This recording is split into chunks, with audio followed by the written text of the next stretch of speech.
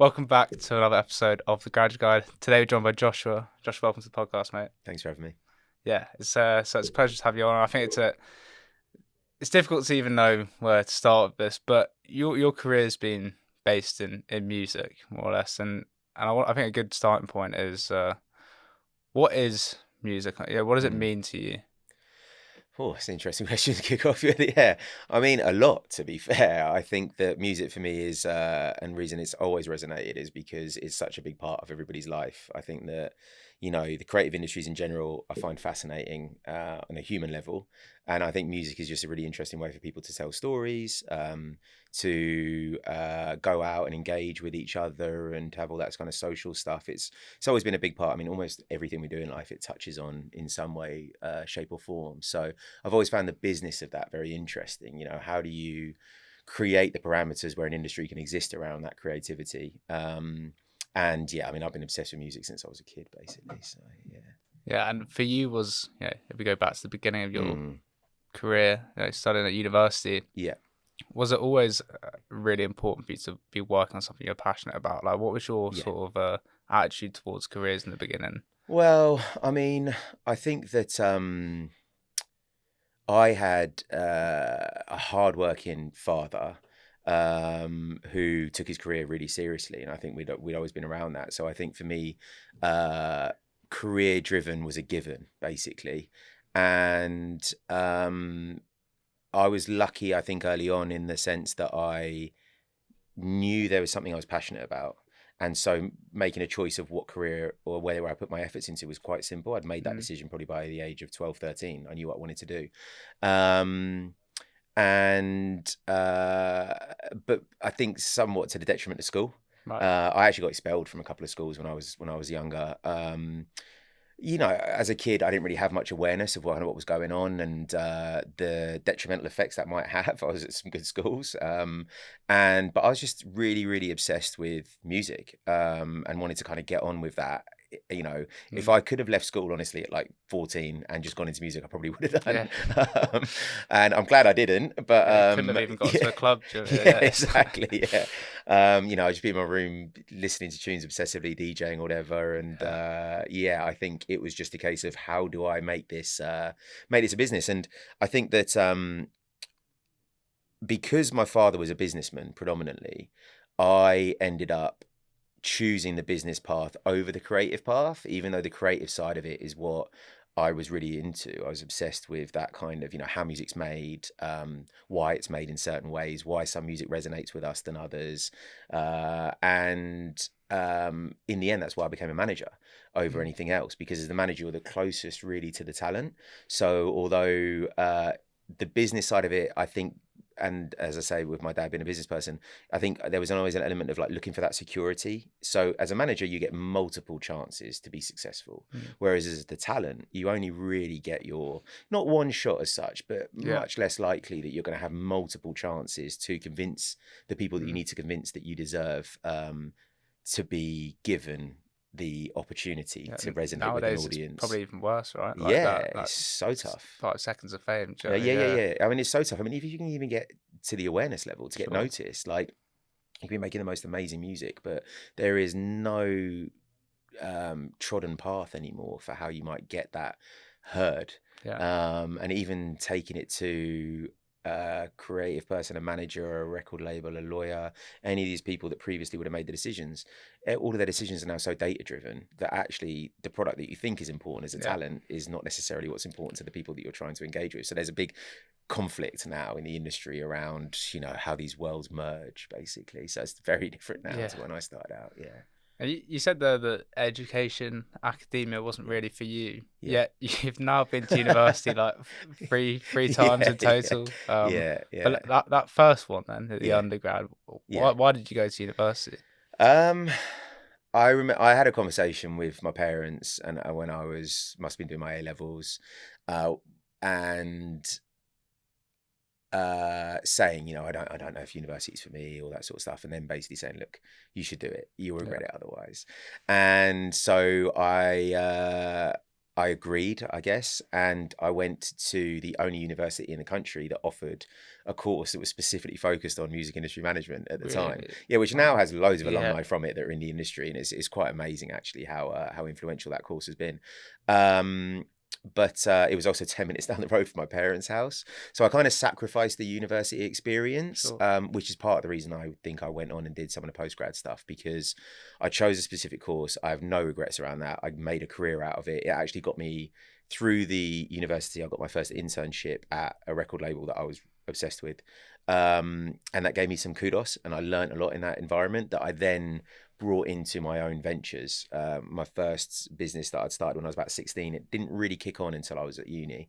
And without that university experience and the skill sets and the education I got from it, I wouldn't have achieved anything, right? So I'm a big believer in education Yeah. now in comparison to how I was. But I think for me, education was like, I knew what I was into. I knew the things I was good and bad at pretty early. And so I didn't really want to do the things I was bad at. And I just wanted to get on with the things that I was good at and I enjoyed. And so as I've got older, you're able to make that decision in further education. You know, an MBA is quite general, and I was lucky to do that. And then the courses I've done more recently are much more specific. So I did a postgrad at MIT, which was in digital transformation, which was fascinating. And then I did global business at Oxford, which were amazing institutions to be able to go to. And particularly as someone who got expelled from a couple of schools and, you know, went to Yeah. what was at one point the worst university in the country. It's now gone up the ranks, so fair play to them and well done. But you know, at the time, it wasn't something that from that kind of kudos and university opening up your world and your network, it didn't do that for me. It just was very functional. And so I always had a desire to kind of go into education and do more as I kind of got older. And I guess as you get older, you appreciate some of the things that are important in life as well. So There's another thing there that doesn't quite add up in my brain. Listen to your story is that, like, you know, say your dad's very entrepreneurial, you were doing something entrepreneurial yeah, at a young age, yeah, and then you kind of went into a career where you were working for other people for a yeah. while, yeah, or managing other people. Like, was there like was it difficult to accept yourself as a founder that you are now in the initial It still stages? is. Yeah. My dad is a businessman though, so he's not an entrepreneur. I mean, Okay. one of my Yeah. dad's things is that he ran and was successful in large global corporations, but he never managed the P&L himself. And I know for him, that's one of the things that he would have loved to have ticked off as bucket list. For me, I've almost had the opposite problem where I love the idea of working within a corporate. I've always loved the idea of it. I've tried it multiple times and it never works out. It's Right. like, it was like being at school for me. It's like, I don't really like being told what to do.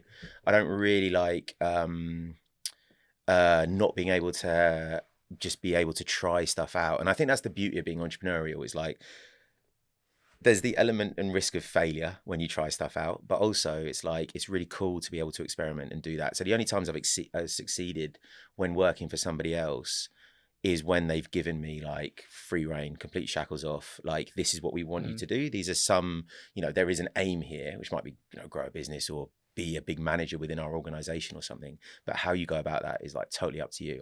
I thrive in those environments. But when I'm in a corporate environment, which again, I love the idea of working for smarter people, being around that. I love the idea of being involved in all the social elements of working for a big company, like Yeah. working at a major record label. When I was younger would have been amazing. I never had the opportunity really. And when I did do a joint venture with one of the major record labels, it was very short-lived for me by nature of the deal that was on the table, some other stuff going on around that business. And at that time, exactly what you're kind of talking about, like I was getting frustrated because I was part of an organization that was changing and were making decisions that I just really couldn't agree with. And so that entrepreneurial thing in me started to kind of go over again, which is like, I'm not comfortable where this organization's going, how they're treating people, what's happening. And so it's like, well, I'll just do it on my own. And I think that's one of the things I've always had, is that confidence to be like, I don't need that paycheck. I don't need that sense of security, sometimes to my own detriment, to be honest with you, in terms of risk appetite.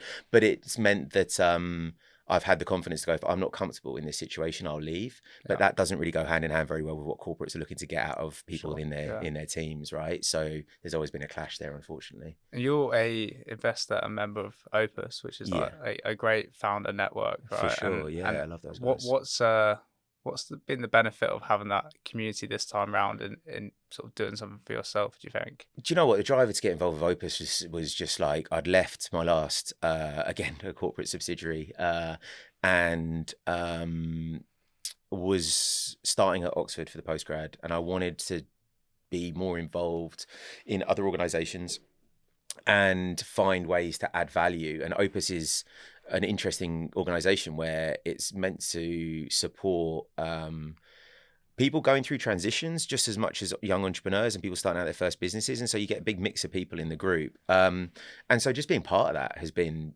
the whole aim, just being in it. Yeah. I've gained a load of amazing contacts and the team themselves are really, really cool. So that it's been interesting being around that. I mean, the guy who founded it, I find fascinating. He's very successful, runs and co-founded a large fund and runs Opus and just has this kind of like altruistic side. And I think you can see something in what could potentially be built by, I guess, commercializing a membership, because the commercializing is important because without the finances to grow it, you don't have anything, right? Yeah. So it's a social enterprise. And yeah, it's been really interesting being part of that. It's still in its early days. But also for me, it was like, it's different because there's not really anybody else from my world in that. And so there are some people in creative industries and who run marketing agencies and various things like that there. But, you know, in terms of being like a music manager, like in the sense that I am and that being part of my identity, there's like nobody else in there. So it's really fascinating being around that. And as I've gone on the journey of trying to get more involved in other investment stuff and start like the venture studio that I now have, there are other people there who are like super successful in, you know, venture capital and venture studios and various different like institutions like that. So I've gained a lot in terms of being able to just like chat to somebody and have a coffee who, you know, might have run some multi-billion-dollar fund somewhere while I'm still trying to like figure out, you know, how to get early stage startups in music off the ground. So Yeah, but I think one thing I noticed you were saying there about why you love the co-founder of Opus is that he saw something in people that he didn't have to go out of his way to do it, but like, you know, he's a scout, you know, like very much like your role as a manager in the music industry. You're trying to find people to give them that opportunity, to give them their career essentially. And I think there'll be, you know, some students listening to this that whether they've accepted themselves as a creative or not, they're thinking, well, even if I did want to go into it, how do I even make myself stand out? What are they really looking for? 100%. And from your experience, what do you think has made people stand out? Well, look, I mean, for what it's worth, I think if there are young people listening to this who are graduates and are looking to start their first businesses, I honestly think Opus is worth looking at because it's a really interesting environment to be in. I think in terms of your question about people standing out, for me, it's always just been like the classic kind of stuff that people maybe say about entrepreneurialism, but like, you know, dedication, drive, persistence. I do think that as I've got older, I've started to respect a lot more and being a lot more aware, I guess, of people who were older than me and more successful when I was getting into stuff. The awareness they had about people's intelligence and people's, you know, drive, as I've mentioned, but also being able to really kind of like understand people and make decisions about people early on in their careers that they would be able to support and be able to kind of like, you know, either mentor or bring up in organizations and whatever else. And a lot of that becomes a kind of like rolling stone in the sense of you get a bit of momentum and it just starts to become compounding. But in the early stages of the career, to stand out, it's like turn up. You know what I mean? Like show that you're about, show that you can think about it in the way that you're supposed to, that you understand what the wants and needs of either your clients, if you're entrepreneurial or whatever, or your boss or whoever it is that's a stakeholder in your life. Like, what are their wants and needs? How do you deliver upon that? And how do you just show up and show commitment? Because that's what people want, right? They want you to make their life easier. And that's what we all do when we're young, right? And I know a lot of people kind of talk now about, you know, entitlement and various things like that.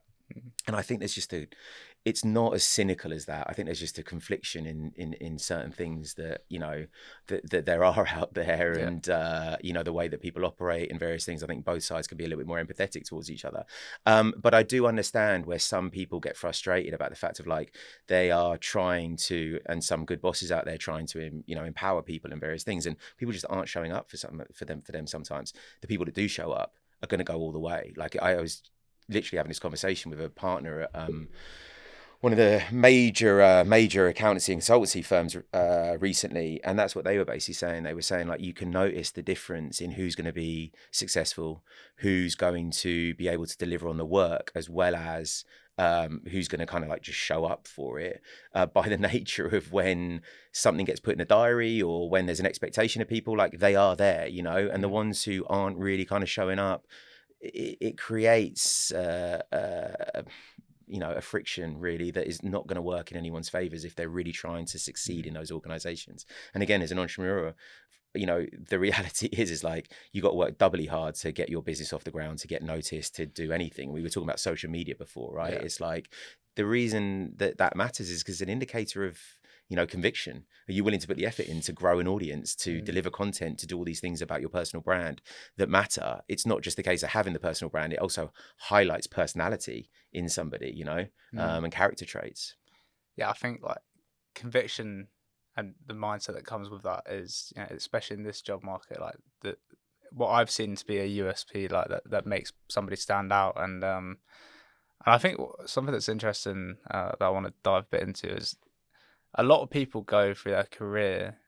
Maybe they might be doing well academically, they might be doing all the right steps, but fundamentally they don't know what they want to do, and that's like got its own problems with doing things that way around. But you had it on the flip side where it's like I've always known what I wanted to do to the detriment, right, and of academia and studies at times. But you know, it's something that I don't really get to speak to people about as much, that have known something that early and then actually being able to execute on it in, you know, different ways throughout your career. But Yeah. what have been the struggles and sort of learnings that you would give back to someone that does know what they want to do, and how they can not lose it or let anyone take that Yeah. away from them, for example? It's an interesting question actually, because as much as I knew what I wanted to do when I was younger, I burnt out when I was like in my late 20s, and I lost that. I mean, I couldn't listen to music for about 6 months. I literally couldn't listen to the radio, do anything, because it becomes so much of a product for me. I'd Yeah. lost all passion for it, and the industry had become what I saw when I heard music, right? And all the kind of competitiveness, you know, to put it politely. And so there was a period when I really didn't know what I was going to do. And so I think the way you worded that question is like, protect yourself and your energy and your mental health and all of these things. It is really, really important. Because burnout is really not fun. And particularly when you get disillusioned with something you've been so passionate about for so long. But, you know, I think that if you know what you want to do, you're really lucky, really, really lucky. And you should just basically go for it. And then you'll have no regrets, really. And I think it's much easier when you're younger to go for these things. It definitely is. You don't have the same trappings in life and various things that sort of come up, and energy and various things like that. But it's also just much easier to pivot back when you fail, if you do, or if you find out you don't love it, right? You might think you're really into music and you want to be a producer or a DJ or something else, and you start out on the journey and actually you realize, I don't enjoy this. I enjoy it as a hobby, but do I want to make it my career? No. So then it's like, okay, cool. If you're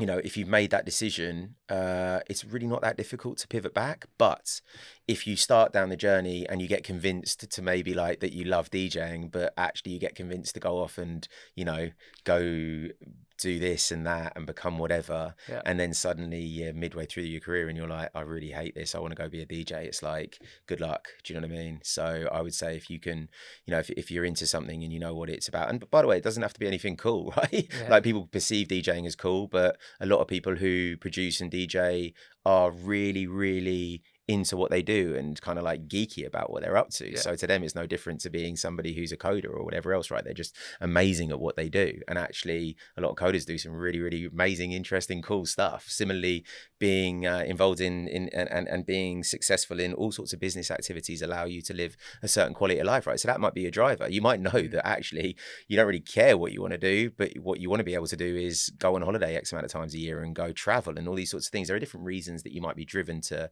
find the job that you're after, but if you have something that is the driver, listen to it and go for it, because that's probably what's going to make you happiest. Protecting your mental health, you mentioned that earlier. I think it's, you know, maybe it sounds obvious, but like already in this short career that I've had, like it's been instrumental in my like threshold to actually take on more alternative things in my Mm. career. Like, I've said it to some students recently. It's like, oh, how did you not go into corporate and do something different? It's like, well, there was a point where I couldn't even think about anything I wanted to do in my career because my personal life ducks weren't in order. Right. Yeah, and I was this university student living the university life, and then Mm.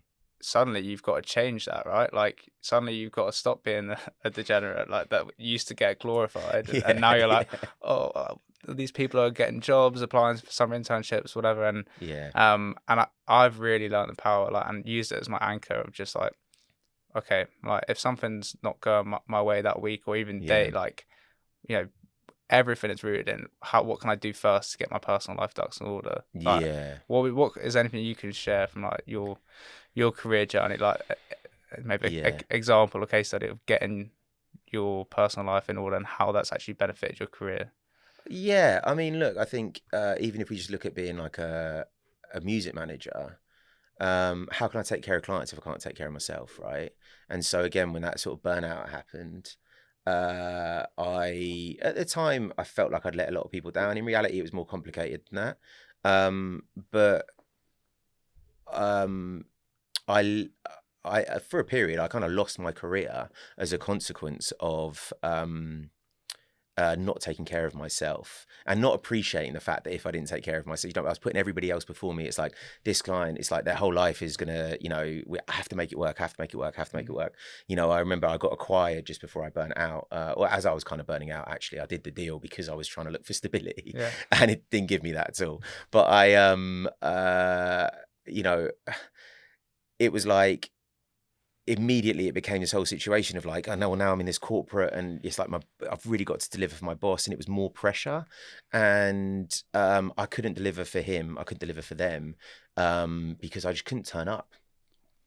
So yeah, it's like without taking care of yourself, you can't take care of, like, literally your relationships will not work, your career will not work, like you can't show up and be who you need to be for your family and your friends and all that sort of stuff. Like, I've learned the hard way, I would say, through life, that you really, really, really have to take care of that stuff. And because I'd had so much conviction about what I wanted to do, that became all I cared about really in my late teens and 20s, was making that work. And then when I started making like really good money, and I was lucky to do that, I did make good money pretty young. And I was making so much more than my friends. It became this thing of like, wow, like, maybe I can retire by the time I'm 30. Maybe I can retire, you know what I mean? Like, and do Yeah. all this like mad, That incredible facade, stuff. right? And Yeah. actually, part of the reason I didn't is because I pushed myself too far. Do you know what I mean? Like, again, I've been lucky and I've had a good career and everything else, and Yeah. I've made money. But like, it would have been a different journey, absolutely, if I would have taken care of myself first and foremost. But I'm also someone, like, I'll speak even more candidly, right? I have a lot of my drivers have been to do with wanting to your point about even like how do you get noticed and stuff. It's like a lot of my drivers, maybe a lot of my entrepreneurial flair is about, well, you're going to get more noticed if you're an entrepreneur. You're going to get more opportunities. You're going to cut through faster than if you're at a corporate. That was one of my attitudes as well. Is like, it's much harder to navigate through that corporate thing, particularly when you're young. But if you have success young as an entrepreneur, it's like everyone knows who you are, right? So what I'm trying to say within that is a lot of it's come from insecurity and driven by fears and various things like that. And I think that's one of the things to be most aware of, is like, what's driving you? Where's that energy coming from? Is it from values? Is it from fears? Use a bit of therapy talk or whatever. Yeah. But it's like, if it's to do with who you want to be in a values-based thing, I think you'll probably, again, find success. If it's not, then I think that, again, this is where some of these negative things come up, because then you start to build your life around the amount you're earning, the trappings, the various other things. They can start to kind of like supersede maybe the reasons that you originally started to do stuff. And so it starts to get a bit more complicated. And that's how I think things like burnout really become more prevalent, Whereas I think if you're sticking true to what it is that, you want to do, and without getting too deep about it, all that sort of stuff, then I think, these things are less, but you have to be really self-aware. And I think that's one of the advantages that I think people have now. Again, if I look at, my father's generation, no one spoke about stuff like this. Do you know what I mean? He said he wouldn't have gone on the podcast and spoken candidly. I mean, he sure wouldn't have allowed it, let alone like the social norms of the time. And then for me, it's like a bit more, but I think I was in a sort of transition period where for me to talk to him about this sort of stuff would just been no chance. Mm. Whereas I watch my brother with my nephew, and it's like all we talk about is this sort of stuff. And I think people are now able to be more aware of what are the reasons that I might fail, what are the reasons that I might burn out, what are the reasons that I am doing something or maybe I'm not doing something, who do I want to be in the world, and have more opportunity to make that decision, right? Because to be entrepreneurial now is in many ways the risk is less extreme because there are tools there to be able to utilize. There are things you can tap into to maybe start to make money a little bit earlier and then build your business up like that and build your experiences rather than kind of just shoot in the dark. And the corporate route is not the kind of like the dream that it used to be for everybody, which is why corporates go through such efforts to make everybody feel comfortable there or pay them a lot. And just on that point, to play sort of devil's advocate, I think the problem with being an entrepreneur in this generation is the manic depressiveness that comes with seeing other people's virality and success on social media. And I think you've actually run an agency that helps like creative brands in their virality, and I wonder, well, part of the question is how do you actually do that, but how do you do it in a healthy way, like when you actually know what you're trying to go viral for as well? Interesting. I mean, look, when I think in that comparison thing, there's that saying, isn't there, which is comparison is the thief of joy, which I quite like, right? And I think everyone should be very aware of and keep top of mind because everyone's journey is 100% different. Yeah. And I think mine's a good example of that, actually, where it's like just ebbs and flows and you do all this kind of like mad, interesting stuff, which has its ups and downs and whatever else anyway. And I think, but in regards to that authenticity, I mean, that is it, really. I think that again, it comes down to you. I think nowadays, more of what I see is that there was a period when people were and how people were successful online was quite homogenized and everyone was trying to be a certain type of person. And you can see that even in terms of like influencer looks and Instagram was blowing up or, whatever else. And, even trying to think about some of the businesses we've been involved with where a lot of the stuff that we were doing was quite specific. Whereas now it's like people can do anything. I mean, there are people who have really great social media businesses doing all sorts of niches, right? And so I think it's now actually more than ever you can be so authentic and still find your audience. Sometimes people do that in toxic ways and sometimes people do that really, really well and positively. But the fact that you can do that is the interesting thing about social media landscape now, for sure. Yeah, this weekend I saw an Instagram account that they review sticks and they just sold like a best-selling book. Okay. And like they've got millions of followers. And I was like, that is like the perfect example of someone just start reviewing sticks. It's become a multi-million-pound business. There you go. Career. Yeah. Who'd have thought? Yeah, and I guess like you never really know. I think that's one thing about and maybe where a lot of things are going wrong in this job market is that the true awareness of like the benefits of this job market and like how it can play into advantage are not filtered through in like an equal way. Like it's very much luck based or like the right person or just like you read the right thing and rabbit hole at the right time, like all these kind of things. And I wonder sort of if there's anything that you think from the more old school way of doing things that people should be like, sort of those initial entrepreneurial ventures you were doing that you wish you could give back to our generation? I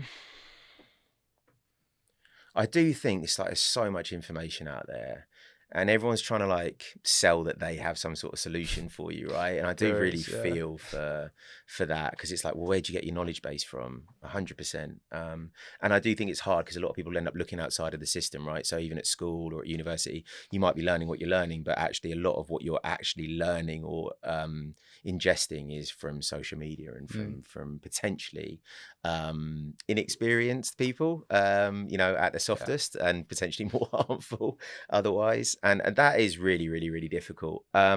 So I actually think an old school thing would be find the people that, some of them might be online still, but are there people in real life? Are there people that you can talk to and trust in what they're kind of talking about, and mentors basically and that kind of stuff. I do some mentorship now because I never had anybody like that. And it's not to say it didn't exist, but I think it's more prevalent now for Mm. sure. There are all sorts of different programs that provide mentors, and it's, you know, you do it online and various things like that. I didn't find any mentors, and to be honest with you, most of the people that I found that I thought would be mentors are people who ended up screwing me over, because Oh. they were people I was involved with business wise, and I kind of, because I didn't really understand the difference. I was like, okay, well, this person's Mm. a leader and in my life, and maybe they'll be my mentor, maybe they'll look after me, but actually, you know, we were in business together, so they were financially motivated to maybe Yeah. not so much look after me. So, you know, finding people that you can trust in, and finding the voices that, you know, you can trust in, and whether that be through your peer group, and that's how it would have happened before, right? It would have been Mm. recommendations on stuff. So all the same principles are there, but you get fed so much without choosing to be fed it. That's the difficulty now, right? It's like, how do you find that authentic, again, voice that you want to connect with or listen to or whatever, engage with, learn from, or even be able to actually genuinely communicate to, when so much of what we get fed is not stuff that we've selected. Yeah. And it's basically just really got to put the effort in and be aware and have that critical thought of, I'm not going to listen to that, I'm not going to listen to that, but this person here has told me that maybe I should talk to X. Or if you're an undergrad or whatever, a lecturer or somebody else. Particularly like for me, when I did my course, the lecturers were really cool. Some of them had achieved a lot more than others. That's the nature of it. Some people are more academic, especially when they're lecturers, right? Mm. They're more academic by nature. Some people have gone into that role because they've succeeded and have then started to put their efforts into academia or whatever. But a lot of those people were really, really helpful for me. And as my career had gone on, Mm. going back to some of those people have been really helpful, trusting in them, also listening to them and their recommendations on who I might be able to talk to, leveraging networking, that sort of stuff, like that traditional way of networking, and increasing your chances of opportunity through, you know, the power of your network. There's no two ways around that. That is arguably Mm. probably even more important than ever when there's just such a saturated, convoluted world out there where people can connect and talk to anybody. Like we were talking about before we started, but with LinkedIn, it's like, it's a phenomenal tool, but sifting through that and finding the right people to connect with and talk to, it's a skill set, it's an art form Yeah. realistically, but it's really, really important. If you get it right, it'll help your career. If you don't, you're going to waste loads of time sitting on a platform scrolling or chatting to people that aren't going to help you, or potentially going to be negative influences in your life. So Do you have a favorite case study of, in your time in music, like managing, finding, scouting people, of someone that yeah. achieved great success, and why do you think they were successful? Um, yeah, I mean, there's all sorts of different people, really. I mean, I think that in the end, again, to be successful in music is no different to anything else, right? To get to that top percentile of people, it's like you need to have a multitude of kind of skill sets and whatever. The talent is one element of it, ability to market themselves, ability to communicate and network and build up an audience and connect with people in that way, generate fans. And when I mean that, when I say that, I don't just mean fans in the way that people think about with music or entertainment, but also industry fans, right? People don't really get anywhere without getting the industry on their side. Mm. And all that stuff is still really true. I mean, I had my first like real sort of commercial breakout success. I'd had successes previously, and I looked after people that, you know, I'm proud of that journey. But my first number one records of my own, working with somebody, was a band or an act called Sigma. It's a drum bass duo, and I think for them, as they were a duo as well, they both kind of had different skill sets, and uh, the reason they were successful was they created the right kind of music and were willing to listen to the industry people around them, when it came to like a bit of guidance on the creative, and open to being commercially successful, which a Mm. lot of people were closed off to. So there's all sorts of things within it. But again, if you were to apply that to a working environment and how to engage with a working environment, it's like, well, there are people around you that have been doing this for a long time that have had commercial success. So they're in that position for a reason. So maybe sometimes you can listen to them as well as understand and appreciate the fact that you have talent as well. And so it's like, again, we go back to that first question about what makes people cut through, you know, being able to have the confidence that you are also bringing something to the table and getting that balance right between listening to what people who are maybe more experienced or have had success around are advising you on as well. It's probably going to be the Mm. best balance towards success, you know. And you know, Sigma had repeated hits as a consequence of utilizing their talent, and the basis of their whole career was on a decade plus of being in a scene that then allowed them to catapult through that into the more commercial kind of domain and arena that they went into. They wouldn't have got that far if they hadn't put the effort in the drum and bass world. And even in that, it came down to, you know, getting the right bookings and personal relationships and making the right music and all those sorts of things. So they did a lot of the networking and all that sort of stuff we're talking about.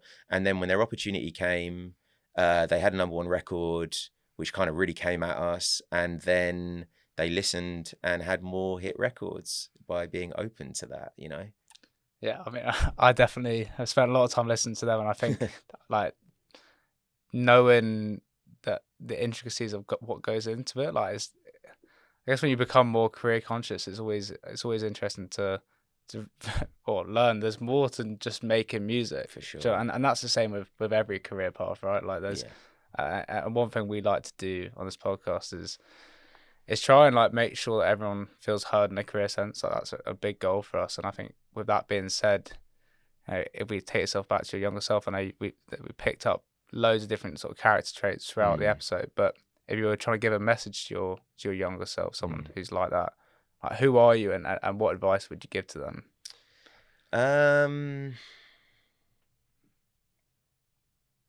I would probably say, to be honest, I'd probably say exactly what we just said in that last response, which is be more confident and know your what value you're adding, you know, and that there are certain things that you're bringing to the table. You know, I think imposter syndrome would be one of the things that people would, you know, talk about there, right? Which is a big problem for people, particularly as they become more successful.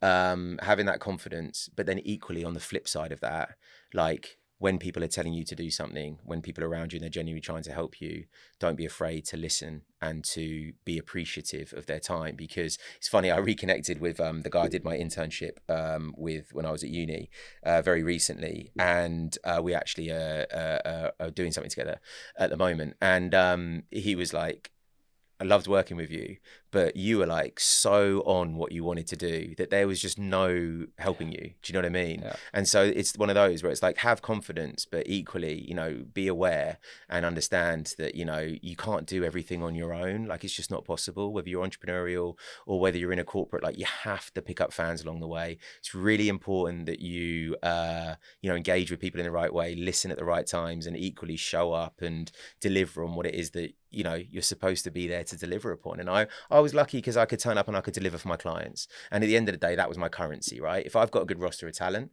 then people are going to talk to me and pick up the phone. If I don't, then they're not, realistically. And trust me, there are a lot of people who succeed in music who aren't the nicest people, do you know what I mean? Because they have a good roster. So, you know, some of the skill sets that we talk about here, you know, and being a well-rounded person aren't necessarily always the thing that get people the most successful. But yeah, I think that would be the advice I would give my younger self, because I both lacked the ability to really listen and be open to other people's advice in the way that I needed to, but I equally lacked the self-confidence to really also show up in the right way rather than just desperation to succeed. Do you know what I mean? Yeah, and you're somewhat in a new like chapter of your career, or some more some ventures is more in their infancy. What do you feel is different this time round to like those you know, those ventures when you were much younger? Yeah. Like why do you feel more prepared, and what are you really looking to do with them? Like what's the greater goal of these ventures? Yeah, great questions. There's definitely just generally obviously much more experience, and also the education is folded in on that. Like I can't take away from, I have gained from every bit of education that I've done. You know, I think that it's much easier to react as a serial entrepreneur when you've tried multiple things, done, you know, a variety of different types of businesses now. Like I've not just been a music manager, I've been lucky as well. I've gone out and done other things, all within creative industries and entertainment in the end. As much as sometimes I've tried to get out of those, I always get pulled back. Yeah. But you know, those experiences and again, the awareness around stuff is allowing me to be a much better sort of advisor now, which I think is the difference, right? Whereas before I was like the founder, and it was like, I wanted to run my business, you know, do my thing. And yeah, I've had co-founders in businesses and stuff like that, but it was always very much like I'm part of the force driving this forward. Whereas now really what I'm trying to do is find and work with people who are starting on that journey or going on that journey for the first time, or, you know, have an interesting concept, can't do it on their own. And so I can play a slightly different role within that, given the experience there. And that's really exciting for me. That would be the dream for the rest of my career now, really, is to be, and even in terms of, as you know, I look at talent management, which is certainly something that I'm always interested in and will do. Before, it was like, right, we're doing this together and we're going on this journey. And I think a big part of that was because a lot of the time I was actually younger than the people I was managing. Whereas now it's like the dynamic has shifted and I'm probably where I should be a manager. Yeah. And I'm like now going, okay, cool. Like we're not really on this together. Like I'm your manager and I'm turning up and I have all this experience and I'm now coming at it with that energy, you know, and I'm like, this is what we should be doing. This is the advice. Like you can make your own mistakes and make your own choices. It's your career, but I'm going to turn up and I have confidence in the experience and abilities that I have so that I can advise much better than I probably did before when I was a little bit more of a strategist and doer, whereas now it's a little bit more of a kind of like advisor and guide and kind of like coach in a bit of a way, you know. Yeah, much more so than before. It's interesting. I think I've been having so many learnings recently about the power of like youthful naivety and when it becomes, or how you actually cultivate that as you get older and refine it and use it to your advantage. Because in the beginning, let's say it's the naivety that makes you like make mistakes and get slapped in the face and learn from it. But as you get older, it's like, how can you still live with that naivety and the benefits of that? Yeah, 100%. But like, you know, have the right support network around you, for example. And with your ventures business, like obviously you're going to be taking on talent and, you know, people looking to build a business of their own. What are you looking for, and what are you offering them in terms of like the actual explicit things you're going to offer? Yeah. I mean, you know, I guess a big part of for me now is also like access and experience. Like my network is really strong, so I'm able to help people kind of like pull stuff together and do various things like that, which is always helpful, particularly when most businesses, like sales is a big part of what you got to do. You know, you got to get money in, right? And you got to convince people to part with their cash and bring it over to your business for the services you provide, which, you know, is a lot harder than it might sound.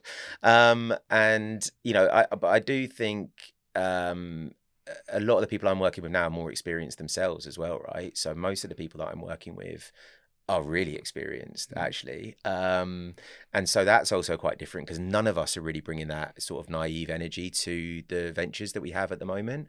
I'd love to do more with people who are kind of like fresher to it. And I guess I get a bit of that energy through being in the Opus office. But I'm not really working with those people, right? That's not an environment where you're collaborating in that sense. And I do feel like sometimes our businesses can struggle as a consequence of that. So it's a really poignant point because having that energy is really important. It allows you to kind of like fail forward, or whatever the right phrases might be for this sort of context. But you know, I think that even in myself, like my risk appetite, I mean, even some of the experiences I've had in the last couple of years has shifted. And like I say, you get trappings in life and you get various other things that kind of become more important. But I do think businesses like can learn a lot quicker, and, you know, you can go through stuff in a way when you have that kind of like just naive, positive kind of confidence around stuff. And I don't think I've lost the positivity. In fact, if anything, one of the things I've been working on is actually how to be more negative and how to evaluate risk in a slightly different way, because at the same time, that's what the youthful naivety, that's the downside to it. It's probably more that delusional optimism that you want to keep hold of, right? Yeah, ideally, but you need an element of realism in there to really succeed. So getting that balance right, it's all quite nuanced, to be fair. But I do think, as I've, you know, this latest business, things have been slower for me because businesses are kind of like, okay, cool, we know what we're doing here. We've maybe done this once or twice before, so we can give it a little bit more time. Let's think about this. Let's think about that. And even subconsciously, or even without kind of being aware, you're like, actually, 6 months down the line, have we done everything we would have done if this was 10 years ago? No way. We haven't even got close, you know? And that's something I've become acutely aware of very recent. I mean, my ventures thing is really fresh. And it's a journey I've only really been going down for the last sort of, you know, year, 18 months. So it's all quite, I mean, although I've been in the startup world in the sense of running businesses, in entertainment, it's not considered the same, right? And a lot of the capital flow in entertainment is through a handful of corporates with their own agendas. So it's very different to venture capital and having a startup and going through that journey. And so this is all quite fresh to me. But that is definitely a big learning of mine. Like, if you don't have that and those abilities really, then actually businesses can potentially suffer as a consequence. Mm. But equally, you don't want too much of that, because otherwise you're just going to go out there, Yeah. probably blow a load of money, and before you even learn anything, really find yourself with no opportunity to pivot. Yeah. My final question to you, which I ask every single one of my guests, is that when you first started off in your career journey, Mm. like coming out of university, you would have had a certain idea of what success might go on to look like. Yeah. Fast forward with everything you've learned and achieved along the Yeah. way, what is your definition of success and how has it changed? It's definitely changed. Yeah. Success was money, kudos, all that kind of like ego driven stuff for sure. And I enjoyed it, to be fair, when I first started having success. But now for me, success is much more supportive. It's about being there, showing up, being able to deliver for the people that you are involved with and you want in your life.